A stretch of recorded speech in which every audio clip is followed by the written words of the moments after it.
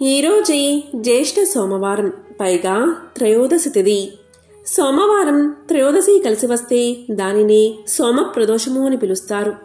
మరి ఇంతటి విశేషమైన రోజు ఈ కథను వింటే చాలు, ఆ మహాశివుడి సంపూర్ణ అనుగ్రహం మీకు లభిస్తుంది. మరి ఆ కథ ఏంటో ఇప్పుడు ఈ వీడియోలో తెలుసుకుందాం. తెలుగుదేశమున ఒకానొక గ్రామసీమలో బీదవాడైన శివయ్య అనే పేరుగల బ్రాహ్మణుడు నివసిస్తున్నాడు. అతను రాజేశ్వరి అనే ఆమెను పెళ్లాడి కాపురం చేస్తూ ఉన్నాడు. కొంతకాలానికి ఆ దంపతులకు ఒక కుమారుడు, ఒక కుమార్తె కలిగారు. పుత్రుని పేరు సదాశివుడు, పుత్రిక పేరు దాక్షాయణి. బీదవాడు అవడం వల్ల శివయ్య భిక్షాటనం చేసి భార్యా బిడ్డలను పోషించుకుంటూ ఉండేవాడు. ఈ విధంగా కొంతకాలం గడిచిన తర్వాత తన భార్యతో శివయ్య ఇలా చెప్పాడు: మనం ఈ దరిద్రావస్థను భరించలేకపోతున్నాం. నేను తిరుపతి పుణ్యక్షేత్రానికి వెళ్లి స్వామిని దర్శించి అక్కడ కష్టపడి కొంత ధనాన్ని సంపాదించి తిరిగి వస్తాను. నీవు బిడ్డలను జాగ్రత్తగా చూస్తూ ఉండమని చెప్పి శివయ్య ప్రయాణమై వెళ్తుండగా ఒక ముసలి బ్రాహ్మణుడు శివయ్యకు ఎదురై ఇలా చెప్పాడు: ఎవరు నాయనా నీవు అని అడిగాడు. దానికి శివయ్య ఇలా చెప్పడం మొదలుపెట్టాడు: మహానుభావా, ఆ కనిపిస్తున్న పల్లెయే నా గ్రామం. చాలా బీద కుటుంబకుడును. ఒక భార్య, 2 పిల్లలు ఉన్నారు. సంపాదించింది చాలక దరిద్ర బాధ భరించలేక తిరుపతికి వెళ్లి ధనార్జన చెయ్యాలి అనే తలంపుతో ఇల్లు విడిచి బయలుదేరాను అని చెప్పాడు. దానికి ఆ ముసలి బ్రాహ్మణుడు నవ్వుతూ ఇలా పలికాడు: ఓయి వెర్రినాయనా, తిరుపతికి వెళ్ళినంత మాత్రాన, ప్రభు దర్శనం చేసినంత మాత్రాన నీవు ధనాన్ని సంపాదించుకోగలవా?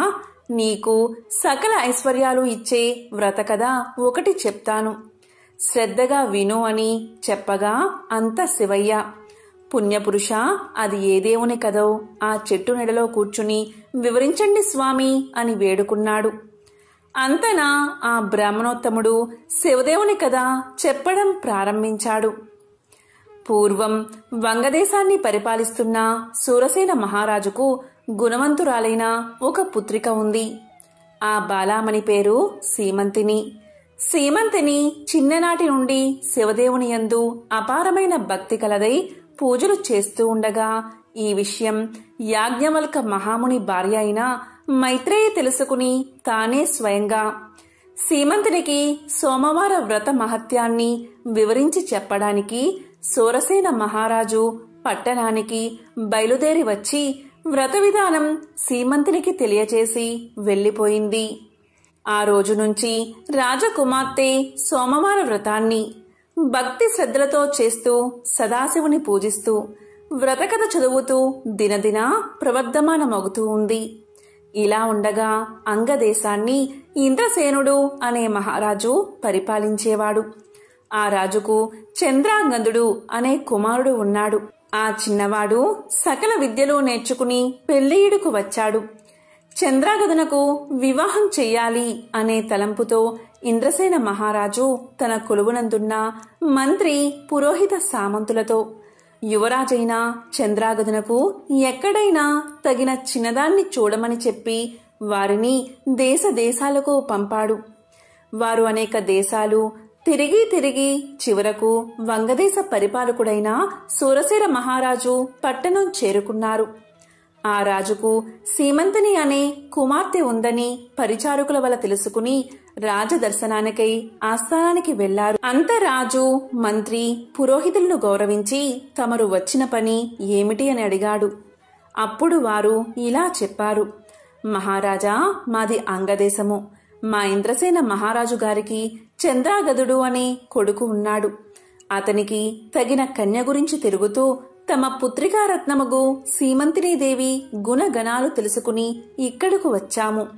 ఇదిగో మా యువరాజు చిత్రపటము అని చూపించారు. రాజు ఆ చిత్రపటాన్ని కుమార్తెకు చూపించి ఆమె సమ్మతికి సంతోషించి కళ్యాణ ముహూర్తం నిశ్చయించి మహావైభవంగా వివాహం చేశాడు. వివాహమైన కొంతకాలానికి ఒక రోజున చంద్రాగదుడు తన వినోదపు చెలికాండ్రతో యమునా నదీ తీరమున నావపై షికారు చేస్తున్న సమయంలో దురదృష్టవశాత్తు ఆ నావ నీటిలో మునిగిపోయింది. చంద్రాగదుడు తప్ప మిగిలినవారు చనిపోయారు. చంద్రాగదుని నాగకన్యలు పట్టుకుని తమ రాజు అయిన తక్షకుని వద్దకు తీసుకుపోయారు. తక్షకుడు చంద్రాగదుని చూసి, ఇతను ఎవరు, ఇక్కడకు ఎందుకు తీసుకువచ్చారు అని అడగగా నాగకన్యలు ఇలా సమాధానం చెప్పారు. మాకు తెలియదు, నీటి ప్రవాహంలో కొట్టుకుని పోతూ ఉండగా మాకు చిక్కడం వల్ల తమ దగ్గరకు తీసుకువచ్చాము అని సమాధానం చెప్పారు. దీనితో తక్షకుడు దివ్య దృష్టితో చంద్రాగదుని వృత్తాంతం తెలుసుకుని ఇలా పలికాడు. ఇతడు సామాన్యుడు కాదు. ఇతని ధర్మపత్ని సీమంతినీదేవి శివుని ఆరాధిస్తూ సోమవార వ్రత ప్రభావం గల మహాపతివ్రత. అందువల్లే ఇతను నీటిలో పడిపోయినా ప్రాణాలు విడవలేదు. మీకు చిక్కడం వల్ల అతనికే విధమైన అపాయమూ కలగలేదు అని నాగకన్యలకు చెప్పాడు. ఈ సంభాషణంతా వింటున్న చంద్రాగదుడు భయపడుతూ దిక్కులు చూడసాగాడు. అంత తక్షకుడు చంద్రాగదుని వీపు చరచి ధైర్యాన్ని కలగజేసి తన దగ్గర ఉన్న విలువైన మణులు ఇచ్చి ఆ మణుల యొక్క ప్రభావం కూడా తెలియచేసి భూలోకానికి సాగనంపాడు. అక్కడ సీమంతిని తన భర్త జాడ తెలియకపోవడం వల్ల నావ ప్రమాదంలో, చెలికాండ్రతో పాటు తన భర్త కూడా మరణించి ఉంటాడని అనుకుని పరిపరి విధాలా విచారిస్తూ, ఓ శివదేవా, తల్లి పార్వతి, నేను విడవకుండా ఆచరిస్తున్న సోమవార వ్రతం యొక్క ఫలితం ఇదేనా అని దుఃఖిస్తూ కనులు మూసుకొనగా స్వప్నంలో జగజ్జనని ఇలా పలికింది. అమ్మాయి, నీ భర్తకేమీ భయం లేదు. విచారించకు, సజీవుడై ఉన్నాడు. త్వరలో నీ చెంతకు వస్తాడు అని చెప్పి అంతర్ధానమయ్యింది. అంతలో ఆమె మేల్కొని స్వప్నంలో దేవి చెప్పిన వాక్యాలు వృధా కావని మనస్సును ధైర్యం చేసుకుని యథాప్రకారంగా సోమవార వ్రతాన్ని ఆచరిస్తూ ఉండగా దివ్య ప్రభావం గల మణులతో చంద్రాగదుడు తన దేశానికి తిరిగి వచ్చాడు. ఇంద్రసేన మహారాజు కొడుకు రాకకు సంతోషించి జరిగిందంతా తెలుసుకుని తన కుమారుడు సజీవుడిగా ఉన్నాడని, మహిమగల మణులతో తిరిగి వచ్చాడు అని ఆ శుభవార్తను సూరసేన మహారాజుకు కబురంపి శుభముహూర్తాన సీమంతిని దేవికి చంద్రాగదునకు వైభవోపేతంగా పట్టాభిషేకం చేశాడు. సీమంతిని దేవి చంద్రాగదులు తమ దేశ ప్రజలకు సోమవార వ్రత ప్రభావం గురించి, శివదేవుని మహిమల గురించి బోధిస్తూ ధర్మ మార్గాన రాజ్యపాలన చేస్తూ ఉన్నారు. సీమంతిని దేవి తన సోమవార వ్రత మహిమ వల్లే ఐదవతనం కాపాడుకోగలిగిందని ప్రజలంతా భావించి తాము కూడా సోమవార వ్రతాన్ని చేసి సకల సంపదలతో సుఖంగా ఉన్నారు అని ముసలి బ్రాహ్మణుడు శివయ్యతో చెప్పి ఇలా అన్నాడు. శివయ్య, నీవు కూడా ఈ వ్రతాన్ని చేస్తే నీకు కూడా సకల ఐశ్వర్యాలు కలుగుతాయి అని చెప్పగా శివయ్య ఎంతో ఆనందం చెంది ఇలా పలికాడు.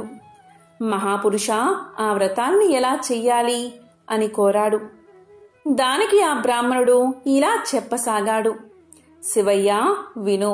సోమవారం రోజున ఉదయమే లేచి స్నానం చేసి గృహాన్ని శుద్ధి చేసి రంగురంగుల ముగ్గులు పెట్టి ఇంటికి ఈశాన్య భాగమున పీట మీద శివదేవుని పటం ఉంచి ఆవు నెయ్యితో కాని కొబ్బరి నూనెతో కాని దీపాన్ని వెలిగించి శివదేవునికి టెంకాయ కొట్టి ధూపం వేసి మారేడు దళాలతో అభిషేకం చేసి 3 రకాల పువ్వులు పెట్టి భక్తితో పూజించి కొబ్బరి ముక్కలు తరిగి పంచదార కాని లేక బెల్లం కాని కలిపి నైవేద్యం పెట్టి శివదేవుని వ్రత కథ చదివించి ఆ ప్రసాదం అందరికీ పంచిపెట్టి తాము కూడా కళ్ళకద్దుకుని సేవించాలి.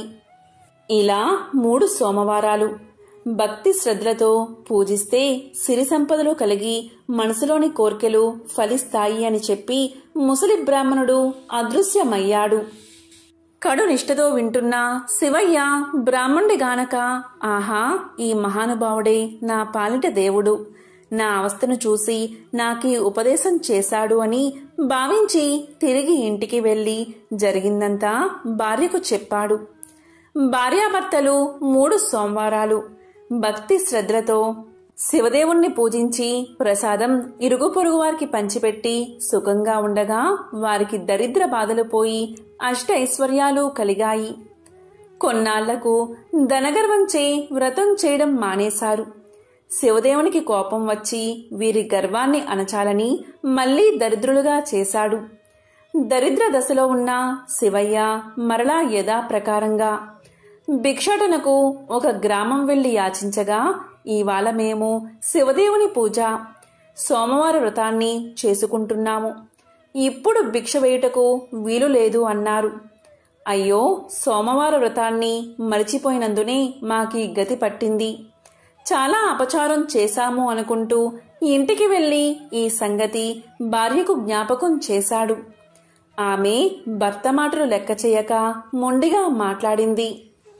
గత్యంతరం లేక శివయ్య పిల్లలతో నదిలో స్నానం చేసి వచ్చి శివదేవుణ్ణి పూజించి కథ చెప్పుకుంటూ భార్యను వినడానికి రమ్మని పిలిచాడు.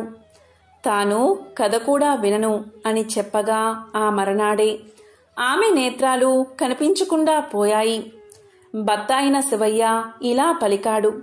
ఓసి పిచ్చిదానా, శివదేవుని పూజ మానేశావు, కథ కూడా విన్ను అన్నావు. నేను బీదవాడు అయిపోయాను, నీవు గుడ్డిదానివి అయిపోయావు. కనుక చేసిన తప్పులు క్షమించమని లెంపలు వేసుకో అని గట్టిగా మందలించాడు. భార్య అలాగే చేసి స్నానాన్ని ఆచరించి సోమవార వ్రతాన్ని ఆచరించి ప్రసాదాన్ని కండ్లకొద్దుకుని సేవించింది. వెంటనే కన్నులు కనిపించాయి. పోయిన ఐశ్వర్యం కలిగినది. ఆనాటి నుండి ప్రతి సోమవారం ఆ దంపతులతో పాటే ఆ గ్రామస్తులు కూడా శివదేవుణ్ణి మారేడు దళాలతో పూజిస్తూ సకల ఐశ్వర్యాలతో తులతూగుతున్నారు. కాబట్టి ఈ సోమవార వ్రతాన్ని, శివదేవుని పూజ ఎవరు చేస్తారో వారు ఇహమందు సర్వసుఖాలను, పరమందు మోక్షాన్ని పొందుతారు. ఈ కథ విన్నవారికి, చదివిన వారికి సాంబశివుడు సకల ఐశ్వర్యాలను ప్రసాదిస్తాడు అని సూత పౌరాణికుడు సౌనకాది మునులకు బోధించాడు. సోమవారం సందర్భంగా ఒక శివభక్తుని కథను ఇప్పుడు తెలుసుకుందాం. పూర్వం పూసలార్ అనే సాధువు ఎంతో పేదరికంలో ఉండేవాడు. కాని ఆయన ఒక గొప్ప శివభక్తుడు. ఈయన శివుడికి ఒక అద్భుతమైన గుడి కట్టాలని కోరుకునేవాడు. ఈయన ప్రతిరోజు తన మనసులో ఒక్కొక్క ఇటుక పేరుస్తూ ఆలయ నిర్మాణం కొనసాగించాడు. ఇది ఒక అంతర్ముఖమైన చర్య. కొన్నాళ్ల తర్వాత ఆ ప్రదేశంలోని రాజు కూడా అక్కడ ఒక పెద్ద శివాలయం కట్టాలని సంకల్పించాడు. ఏ రోజైతే రాజు ఆ శివాలయానికి ప్రారంభోత్సవం చెయ్యాలని అనుకున్నాడో ఆ క్రితం రోజున శివుడు రాజుకి కల్లో కనబడి ఇలా చెప్పాడు. నేను రేపు నీ ఆలయానికి రాలేను. ఎందుకంటే పూసలార్ కూడా ఒక ఆలయం కట్టుకున్నాడు ఇదే ప్రాంతంలో. నేను ఆ ఆలయానికి వెళ్ళాలి. అతను కూడా రేపే దానిని ఆవిష్కరిస్తున్నాడు అని చెప్పాడు. రాజు ఎంతో భయంతో నిద్ర లేచాడు. ఈయన ఈ ఆలయ నిర్మాణానికి ఎన్ని సంవత్సరాలుగానో ఎంతో కష్టపడ్డాడు. ఎంతో డబ్బును వెచ్చించాడు. ఎంతో శ్రమపడ్డాడు. కాని శివుడు ఇప్పుడు మరో ఆలయానికి వెళ్తానని చెప్తున్నాడు. అది కూడా అదే నగరంలో అని. ఆ ఆలయం పూసలార్ కట్టిందని చెప్తున్నాడు. ఇంతకీ ఎవరీ పూసలార్? నాకు తెలియని ఆ ఆలయమేమిటి అని ఆశ్చర్యపోయాడు రాజు. పూసలార్ ఎవరో కనుక్కురమ్మని ఆయన తన సైన్యాన్ని పంపించాడు. వారు ఒక పేద గుడిసెలో పూసలార్ని చూశారు. అప్పుడు రాజు పూసలార్ దగ్గరకు వచ్చి ఇలా పలికాడు. నీ ఆలయం ఏది అని బెదిరించాడు. అప్పుడు పూసలార్ ఇలా సమాధానం చెప్పాడు. మహారాజా, నేను కట్టుకున్న ఆలయం నా హృదయంలోనే ఉంది అని సమాధానం చెప్పాడు. దైవంతో మమేకం అవ్వడమే భారతీయ సంస్కృతి. ద్వాపర యుగంలో అర్జునుడే కలియుగంలో తిన్నడిగా అవతరించాడు. ఆ తిన్నడి భక్త కన్నప్పగా కీర్తి గడించాడు. తిన్నడి పుట్టు పూర్వోత్తరాలను, అతను భక్త కన్నప్పగా మారిన వైనాన్ని మనం తెలుసుకుందాం. అర్జునుడు ఆ జన్మలో శివసాయుధ్యం పొందలేక మరో జన్మ ఎత్తాడు. తండ్రి నాదనాల దంపతులు తిన్నడి తల్లిదండ్రులు. తిన్నడు బోయ కుటుంబంలో జన్మించినందున రోజూ వేటకు వెళ్లేవాడు. ఒకరోజు వేటాడ్డం పూర్తయ్యాక అడవిలోని ఓ చెట్టు కింద నిద్రపోయాడు. అలా పడుకున్నప్పుడు తిన్నడికి మహాశివుడు కనిపించి కొద్ది దూరంలో ఉన్న గుడికి వెళ్ళమని చెప్పినట్లు కలవచ్చింది. తిన్నడు నిద్ర నుంచి మేల్కోగాని ఒక దుప్పి కనిపించింది. తిన్నడు దాన్ని వేటాడుతూ వెళ్లి మొగలేరు చేరుకున్నాడు. అక్కడ సరిగ్గా తనకు కలలో కనిపించిన శివలింగం దర్శనం ఇచ్చింది. తిన్నడు మురిసిపోయి, అయ్యా శివయ్య, నీకు నా మీద ప్రేమ ఉంటే మా ఇంటికి రా అని పిలిచాడు. మహాశివుడు రాకపోవడంతో తిన్నడు ఇల్లు వాకిలి మరచి అక్కడే ఉండిపోయాడు. ఇక పొద్దస్తమానం శివుడి సేవలోనే గడపసాగాడు. ఉదయం లేస్తూనే శివలింగం ఉన్న ప్రదేశాన్ని ఊడ్చి శుభ్రం చేస్తాడు. నోటితో నీళ్లు తెచ్చి శివలింగానికి అభిషేకం చేస్తాడు. చేతుల్లో పట్టినన్ని బిల్వ పత్రాలు తెచ్చి లింగాన్ని అలంకరిస్తాడు.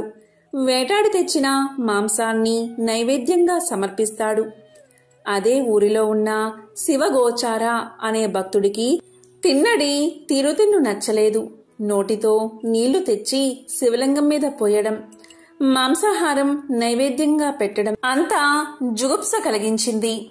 దీంతో శివగోచార ఇలా అన్నాడు, ఇలా మొరపెట్టుకున్నాడు. మహాశివ, ఈ విపరీతాన్ని నేను చూడలేకపోతున్నాను. పాప పంకిలమైన పనులు చేయడమే కాదు, చూడ్డము ఘోరమే. ఇంతకంటే చనిపోవడం మేలు అని దుఃఖిస్తూ తలను శివలింగానికి కొట్టుకుని చనిపోబోయాడు. అప్పుడు మహాశివుడు చిరునవ్వు నవ్వి, ఆగు, తొందరపడకు, ఇక్కడే దాక్కుని ఏం జరగబోతుందో చూడు అన్నాడు. శివగోచారుడు మహాశివుడు చెప్పినట్లే చేశాడు. శివలింగం చాటుగా వెళ్లి నిలబడ్డాడు. అప్పుడే నోటితో నీళ్లు తెచ్చిన తిన్నడు ఎప్పట్లాగే శివలింగానికి అభిషేకం చేశాడు. బిల్వ పత్రాలతో అలంకరించి మాంసాన్ని నైవేద్యంగా సమర్పించి పూజ చేశాడు. అయితే శివుడు తనకు పెట్టిన నైవేద్యాన్ని ఆరగించలేదు. ఎందుకు ఇలా జరిగింది? శివుడు తన్ను తిరస్కరిస్తున్నాడా అనుకుని బాధగా చూశాడు తిన్నడు. తీరా చూస్తే శివుడి కంటిలో నుంచి కన్నీరు కారుతుంది. రుద్ర నేత్రంలోంచి కన్నీరు కారడం తిన్నడు భరించలేకపోయాడు. తిన్నడు పరిగెత్తుకుంటూ వెళ్లి ఔషధ మొక్కల ఆకులు తెచ్చి రాతిమీద నూరి దానితో కంటికి కట్టుకట్టాడు. తీరా చూస్తే రెండో కంటి నుండి రక్తం కారుతుంది. ఇక తిన్నడు సహించలేకపోయాడు. బాణంతో తన కన్ను తొలగించి మహాశివుడికి అమర్చాడు. కాని అప్పుడు మొదటి కంటిలో నుంచి రక్తం కారడం మొదలయింది. తిన్నడు మరింత దుఃఖిస్తూ, శివా, విచారించకు, నా రెండో కన్ను కూడా తీసి పెడతాను అంటూ శివుడికి రక్తం కారుతున్న కంటిని గుర్తించేందుకు తన కాలిని ఆ కన్ను దగ్గర పెట్టి రెండో కంటిని పెకలించి తీసి శివుడికి అమర్చబోయాడు. అదంతా వెనక నుంచి చూస్తున్న శివగోచారి ఆశ్చర్యానికి అంతు లేకపోయింది. తిన్నడి అపరిమిత భక్తి ప్రపత్తులకు శివుడు ప్రత్యక్షమయ్యాడు. తిన్నడు మరో కన్ను పెకలించకుండా వారించి, భక్తా, నీ నిస్వార్థ భక్తికి మెచ్చాను. కన్ను అప్పగించినా నువ్వు ఇకపై కన్నప్పగా ప్రసిద్ధమవుతావు, సిసలైన భక్తుడిగా చిరస్థాయిగా నిలిచిపోతావు అంటూ శివ సాయుధ్యాన్ని ప్రసాదించాడు. శివగోచారుడు ఈ ఉదంతాన్ని కళ్ళప్పగించి చూస్తూ ఉండిపోయాడు. ఈ కథ మహాశివపురాణంలోనిది. పూర్వం ఒకానొకప్పుడు దేవగిరి అనే పట్టణంలో సుధర్ముడు అని గొప్ప శివభక్తుడు ఉండేవాడు.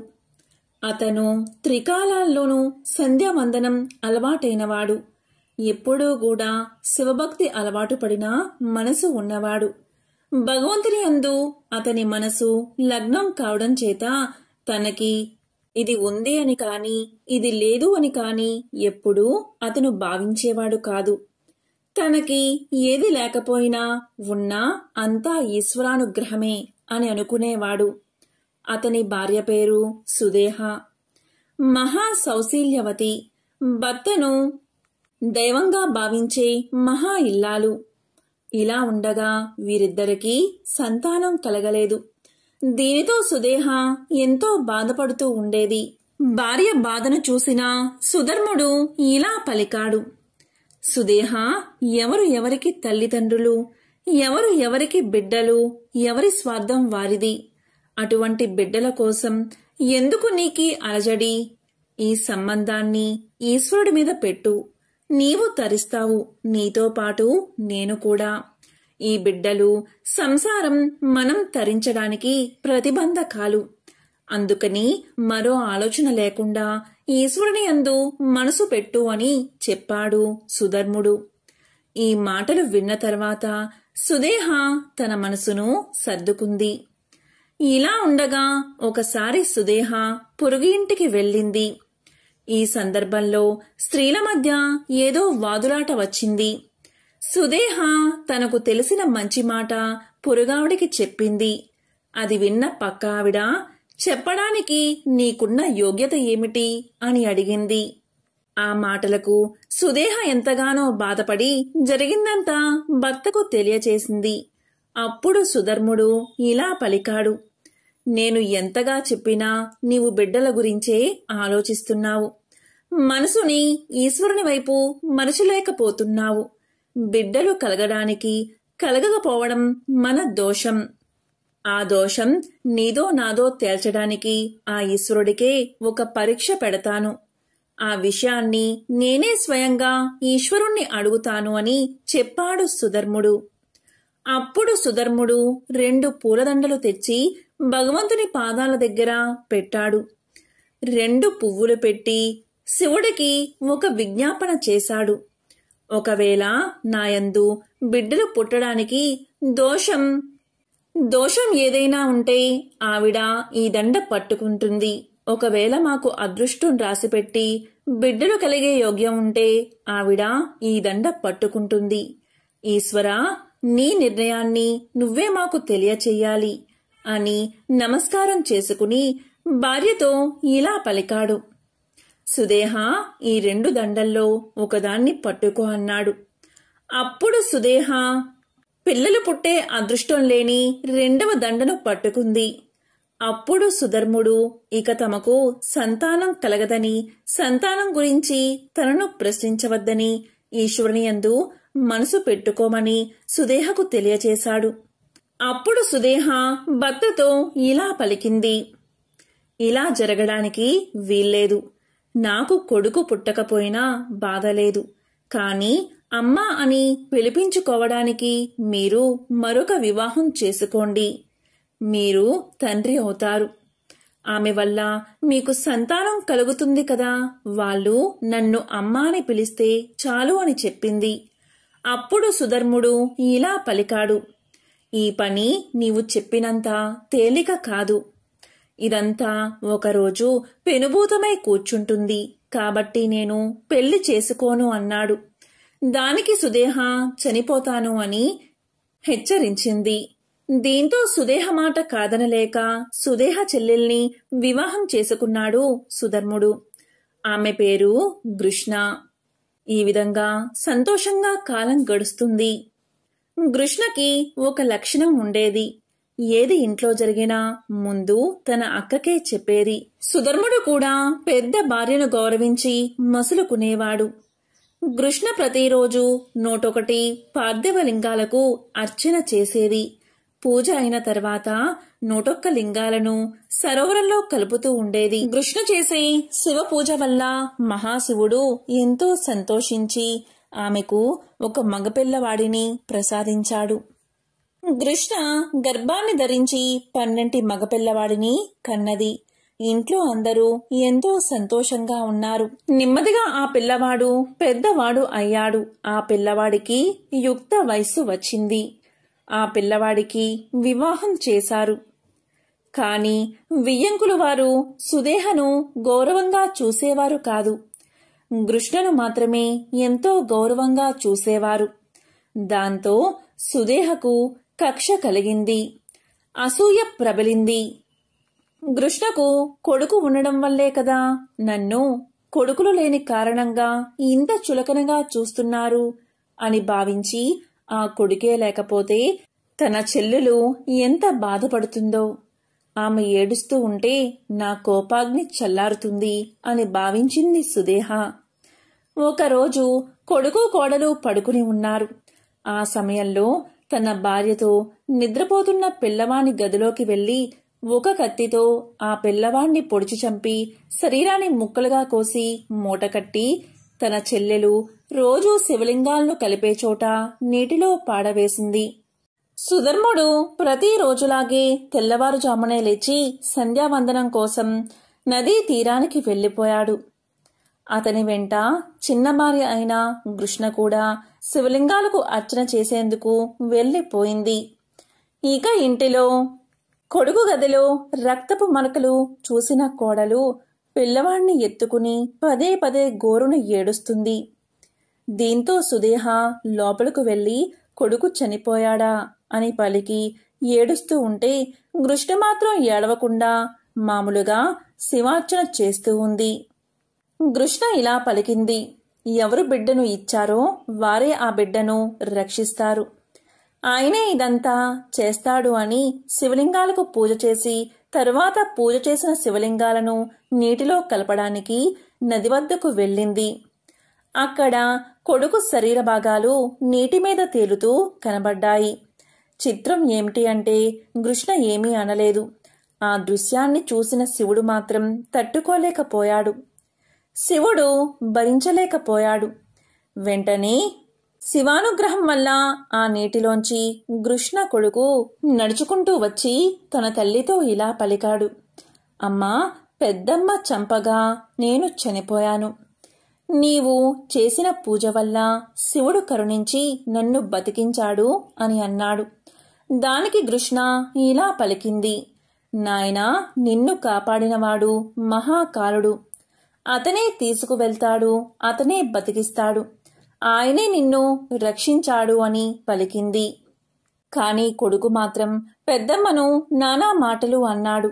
దానికి కృష్ణ, నాయనా, నీవు మాట్లాడేది తప్పు. ఎప్పుడూ కూడా ఎవరిని నిందించకూడదు. ముక్కుంటి స్వామి నిన్ను రక్షించాడు కదా, ఆయన రక్షణ ఉన్నంతకాలం నిన్ను ఎవరూ ఏమీ చేయలేరు. ఎవరి మీద కోపం మనసులో ఉంచుకోకు అని చెప్పి ఇంటికి వెళ్లిపోయింది. ఇది కూడా శివుడు భరించలేకపోయాడు. అప్పుడు శివుడు 3 కనులతో త్రిశూలం పట్టుకుని, కృష్ణ, ఈ త్రిశూలంతో నీ అక్కను పొడిచేస్తాను అన్నాడు. దానికి కృష్ణ ఇలా పలికింది, వద్దు స్వామి, వద్దు అని. దానికి ఈశ్వరుడు, నీ కొడుకును చంపింది కదా, అందుకే ఆమెను చంపేస్తాను అన్నాడు. అప్పుడు కృష్ణ మహాశివుణ్ణి పలుపరి విధాలా స్తుతించి, స్వామి, దీనివల్లే కదా నీవు ఎంత ఉదారుడవో లోకానికి తెలిసింది. నా కొడుకుని ఎవరు చంపారో లోకానికి తెలిస్తే ఎంత, తెలియకపోతే ఎంత. నిన్ను నమ్మిన వారికి నాశనం లేదని లోకాలంటికీ తెలుసు. కాబట్టి ఈశ్వరా, నీ పాదాలయందు నాకు ఎల్లప్పుడూ భక్తిని కలిగేలా చెయ్యి. మా అక్క వల్లే కదా నాకు కొడుకు కలిగాడు, మా అక్క వల్లే కదా నాకు నీ యందు భక్తి కలిగింది, కాబట్టి మా అక్క తప్పును క్షమించు అని వేడుకుంది. దానికి మహాశివుడు ఇలా పలికాడు, సరే కృష్ణ, ఎలాగూ సాక్షాత్కరించాను కదా, ఏదైనా వరం కోరుకో, తీరుస్తాను అన్నాడు. దానికి కృష్ణ ఇలా పలికింది, స్వామి, నేను ఏ నదిలో అయితే నీ 101 శివలింగాలను కలుపుతానో ఆ చోట నీవు జ్యోతిర్లింగ స్వరూపుడిగా వెలుగు పొందు అని నమస్కారం చేసింది. కృష్ణ ప్రార్థన మేరకు మహాశివుడు కరుణించి ఇలా పలికాడు, సరే, అలాగే చేస్తాను. నీ కోరిక మేరకు ఆ ప్రదేశంలో జ్యోతిర్లింగంగా మారుతాను. నీ పేరు మీద కృష్ణేశ్వరుడు అనే పేరుతో వెలుస్తాను. నీవు నా గొప్ప భక్తురాలవు. ఇక్కడకు వచ్చిన భక్తులందరూ నీ చరిత్ర తెలుసుకోవాలి. నీ చరిత్ర జ్ఞాపకం తెచ్చుకోవాలి. జీవితంలో ఒకసారైనా నీ కథను విన్నవారికి వారి ఇంట్లో సకల శుభాలు కలుగుతాయి, కష్టాలు బాధలు తొలగిపోతాయి. కాబట్టి నిన్ను తప్పనిసరిగా తలుచుకోవాలి. నా పేరు ఈశ్వరుడు కాదు, ఇక్కడ కృష్ణేశ్వరుడై వెలుస్తాను. అని చెప్పాడు మహాశివుడు. ఇంకా ఇలా పలికాడు, కృష్ణ, నీ యొక్క తరతరాల వారు నీ వంశంలో అందరూ మహాభక్తులు అవుతారు. నీ అక్కకు గల దుర్బుద్ధిని తీసేసి ఆమెకు సద్బుద్ధిని కలిగించాను. ఈ రోజు నుంచి ఆమె కూడా నా మహాభక్తురాలు అని పలికి స్వామి అదృశ్యమయ్యాడు. కాబట్టి ఈశ్వరుణ్ణి నమ్మిన వారికి ఎన్నడూ లోటు ఉండదు. కాబట్టి మహాశివ పురాణంలోని ఈ పవిత్ర కథను విన్నా, చెప్పినా, వినిపించినా సకల శుభాలు కలుగుతాయి. ఒకరోజు కార్తవీర్యార్జునుడు ప్రధానుడై చతురంగ బలాలతో భూగోళమంతా విహరించి తిరిగి వస్తూ ఉండగా అతను జమదగ్ని ఆశ్రమాన్ని సందర్శించాడు. చతురంగ బలాలను ఆశ్రమానికి దూరంగా నిలిపి తాను మరో 2 మిత్రులతో కలిసి పాదాచారుడై రుచిక మహర్షి దర్శనం కోసం ఆశ్రమంలోకి ప్రవేశించాడు. అప్పుడు జమదగ్ని ఆర్ఘపాద్యాదులు ఇచ్చి నమస్కారం చేశాడు. ఉభయ కుశలోపరి అయిన తర్వాత ఆ మహర్షి కార్తవీర్యార్జునుడి సర్వ సైన్య సమేతంగా ఆతిథ్యానికి పిలిచాడు. తన ఆశ్రమంలో ఉన్న కామధేనువైన సురభి మహిమతో అందరికీ అపూర్వమైన విందు విలాసాలు, దివ్య భోగాలను అందించాడు. అప్పుడు ఆనందించవలసిన కార్తవీర్యార్జునుడి మనసు ఈర్ష్యా కలుషితమయ్యింది. భూమండలాన్ని మొత్తం తాను పరిపాలిస్తున్నా ఆ ఏర్పాట్లను తాను మాత్రం చెయ్యలేడు. అయితే ఒక సాధారణమైన ఋషి ఈ విందు అందించడం కార్తవీర్యార్జునుడికి పరాభవం అనిపించింది. ఆ విందు విలాసాలు వేటికి అవే సాటి. స్వర్గలోకంలో కూడా ఇలాంటివి ఉండవు. ఇలాంటివి ఎక్కడా కనలేదు, అలాగే వినలేదు. వీటిని తనకు అందించాలంటే ఇది తప్పకుండా తనని అవమానించడమే. ఈ పరాభవానికి మూల కారణం ఆ ఋషి దగ్గర ఉన్న కామధేనువే. అప్పుడు కార్తవీర్యార్జునుడు చాలా బాగా ఆలోచించి ఆ కామధేనువుని సొంతం చేసుకోవాలి అనుకున్నాడు. దానంగా ఇస్తే తీసుకుంటాను, లేకపోతే స్వాధీనం చేసుకుంటాను. అయినా శాంతి పరాయణుడైన ఈ ఋషి నన్ను ఎలా ఎదిరించగలడు? ఇలా ఒక నిర్ణయానికి వచ్చి ముందు వినయంగా ఋషిని అభ్యర్థించాడు కార్తవీర్యార్జునుడు. అయితే దానికి ఋషి ఒప్పుకోలేదు. అప్పుడు కార్తవీర్యార్జునుడు ధనాన్ని కోరినంత ఇస్తాను అని పలికినా ఋషి అందుకు అంగీకరించలేదు. అయితే బలాత్కారంగా తీసుకుపోతాను అని అన్నాడు కార్తవీర్యార్జునుడు. నీ వల్ల అయితే అలాగే తీసుకువెళ్ళు అని ఋషి శాంతంగా పలికి ఎప్పటిలాగే ప్రశాంతంగా కూర్చున్నాడు. హైహయుడు దూడతో సహా కామధేనువును బంధించి రాజధానికి లాక్కుని పోయాడు. జమదగ్ని కుమారుడైన పరశురాముడు ఆ సమయంలో సమిదలు దర్భలు తీసుకురావడానికి అడవికి వెళ్ళాడు. ఈ సంఘటన జరిగిన కొద్దిసేపటికి ఆశ్రమానికి తిరిగి వచ్చాడు పరశురాముడు. తండ్రికి నమస్కారం చేసి కూర్చున్నాడు. అప్పుడు సోదరులందరూ చుట్టుముట్టి జరిగిన విషయమంతా పరశురాముడికి తెలియచేశారు. వింటూనే పరశురాముడు కోపంతో ఉవ్వెత్తున లేచాడు. లేస్తూనే పర్ణశాలలో ప్రవేశించి గండ్రగొడ్డలని చేత పట్టాడు. వస్తూనే భూమి కంపించిపోయేటట్లు హైహయుల్ని సంహరించడానికి మాహిష్మతి నగరాన్ని చేరుకున్నాడు. అప్పుడు చతురంగ బలాలతో కార్తవీర్యార్జునుడు సరిగ్గా పురప్రవేశం చెయ్యబోతూ ఉండగా వెళ్లి వెనక నుంచి అటకాయించాడు. ఓరి క్షత్రియా, నీ మొహాన్ని చూపించు అని గంభీర స్వరంతో గర్జించాడు పరశురాముడు. వస్తున్నది సాక్షాత్తు శ్రీమన్నారాయణుడి అవతారమని కార్తవీర్యార్జునుడు గుర్తించాడు. కాని ఆయన తన క్షత్రియ ధర్మం ప్రకారం తన సైన్యాన్ని యుద్ధానికి పురికొల్పాడు. రాజు ఆజ్ఞను అనుసరించి క్షత్రియ వీరులందరూ రకరకాల ఆయుధాలతో పరశురాముడి మీదకు లగించారు.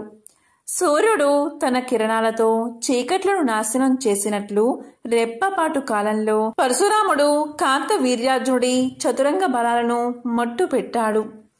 సైన్యం ఆ విధంగా నాశనం కావడంతో బాధ కలిగిన తన పరాక్రమం అంతటి వాడు వచ్చాడు అని మురిసిపోయాడు కార్తవీర్యార్జునుడు. చేస్తే ఇటువంటి వాడితోనే యుద్ధం చెయ్యాలి అనుకున్నాడు. ఇన్ని వేల సంవత్సరాలకి నాకు తగినవాడు ఒక్కడు దొరికాడు. ఇంద్రాది దేవతలు సైతం ఇతన్ని ఎదిరించి నిలబడలేరు. నేను ఇతడితోనే ద్వంద్వ యుద్ధం చెయ్యాలి. నాకంటే అధికమైన వాడా కాదా తెలుసుకోవాలి. కానీ నాకు దత్తస్వామి ఇచ్చిన వరం ఉండనే ఉంది కదా, కనుక ఈ బ్రాహ్మణుడితో నేను తలపడతాను అని ఒక నిర్ణయానికి వచ్చాడు కార్తవీర్యార్జునుడు. ప్రళయకాల సూర్యుడిలా సహస్ర బాహువులు ధరించి, అంటే చేతులు ధరించి, ఘోర సహస్ర ఆయుధాలను ధరించి పరశురాముడి మీదకు ఆ ఆయుధాలను విసిరాడు. ఆ ధ్వనికి విమోహక్తులై మానవులు ఒక్కరికొక్కరే నేల మీద పడిపోయారు. పరశురాముడు సాక్షాత్తు శ్రీమన్నారాయణుడే. అతను కార్తవీర్యార్జునుడి బాణాలను అన్నిటినీ తన బాణాలతో మార్గ మధ్యలోనే ఎగరగొట్టాడు. కార్తవీర్యార్జునుడి ధనుస్సును కూడా విరగ్గొట్టాడు. అప్పుడు కార్తవీర్యార్జునుడు 1000 ధనుస్సుల్ని ఒకేసారి ధరించి ఆ సహస్ర బాణువుల్లో 1000 బాణాలను ఎక్కిపెట్టి ఒక్కసారిగా పరశురాముడి మీదకు వేగంగా విడిచిపెట్టాడు. ప్రళయకాల మేఘాలు తమ ఘోర స్మర్శతో కాల జ్ఞానాన్ని చల్లార్చినట్లు రాముడు ఆ బాణాలంటిని క్షణకాలంలో వృధా చేశాడు. సహస్ర బాహువులతో రెక్కల పర్వతంలో నిలబడ్డ కార్తవీర్యార్జునుడి మీదకు లగించి గండ్ర గొడ్డలితో చెక్కేశాడు. మహావృక్షం కొమ్మల్ని చెక్కినట్లు రెక్కల్ని విరిచేశాడు. అవి ఆకాశంలో ఎగిరి గిరిటీలు కొడుతూ కల్పవృక్ష శాఖలో వచ్చి నేల మీద పడ్డాయి. దత్తాత్రేయుడి అనుగ్రహం వల్ల, మహాశివుడి దయవల్ల కార్తవీర్యార్జునుడికి మళ్లీ 1000 రెక్కలు పుట్టుకు వచ్చాయి. ఇప్పుడు కార్తవీర్యార్జునుడు కొత్త చేతులతో శక్తి ఆయుధం ధరించి పరశురాముడి ధనుర్బాణాలలో గండ్రగొడ్డల్ని ఎగరగొట్టాడు. ఇలా 1000 ధనస్సులు 100 పరశువులు అయిపోయాయి. రాముడిలో రోషం బగ్గుమంది. ఆగ్నేయాస్త్రాన్ని ప్రయోగించి ఒక్కసారిగా 1000 చేతులను మొదటి అంతటికే హతమార్చి మళ్లీ మొలవకుండా చేశాడు. అప్పుడు రెక్కలు తెగిన పక్షుల్లాగా నిరాధారుడై నిలబడ్డాడు కార్తవీర్యార్జునుడు. ఆ నిమిషంలో అతని అంతరాత్మ మేల్కొంది. కనుక వెంటనే ధ్యాన సమాధిలోకి ప్రవేశించి బాహ్య శృతిని కోల్పోయి తన స్థానంలోనే నిలబడిపోయాడు. అప్పుడు పరశురాముడు ఒకే ఒక్క గొడ్డలి వేటుతో కార్తవీర్యార్జునుడి శిరస్సును నేలకు కూల్చాడు. పండిన తాటిపండు తనంతట తాను నేలకు రాలినట్లుగా అది అల్లంత దూరాన దవీమని పడింది. ఆ వెంటనే నరికి వేయబడిన కార్తవీర్యార్జునుడి కళేబరం కూడా నేలకు ఒరిగిపోయింది. ఆ సమయంలో దేవతలు పుష్పవర్షం కురిపించారు. యోగా విద్య పరాంగతుడు కనుక అతను ఇదివరకే జీవన్ముక్తుడయ్యాడు. ఇప్పుడు శరీరం రాలి పడిపోవడంతో విదేహముక్తుడు అయ్యాడు. కైవల్యాన్ని పొందాడు. శరీరంలోని పంచభూతాలు ప్రపంచంలోని అంటే ప్రకృతిలోని పంచభూతాలతో కలిసిపోయాయి. అప్పుడు పరశురాముడి కోపం శాంతించింది. సంతోషంగా కామధేనువును తీసుకుని ఆశ్రమానికి చేరుకున్నాడు. జరిగింది మొత్తం తండ్రికి నివేదించి తపస్సుకు వెళ్లిపోయాడు. ఈ విధంగా కార్తవీర్యార్జునుడి నిర్యాణం జరిగింది. ఎంతో పవిత్రమైన విశేషమైన ఈ కథను వింటే చాలు, సమస్త శుభాలు మీకు కలుగుతాయి.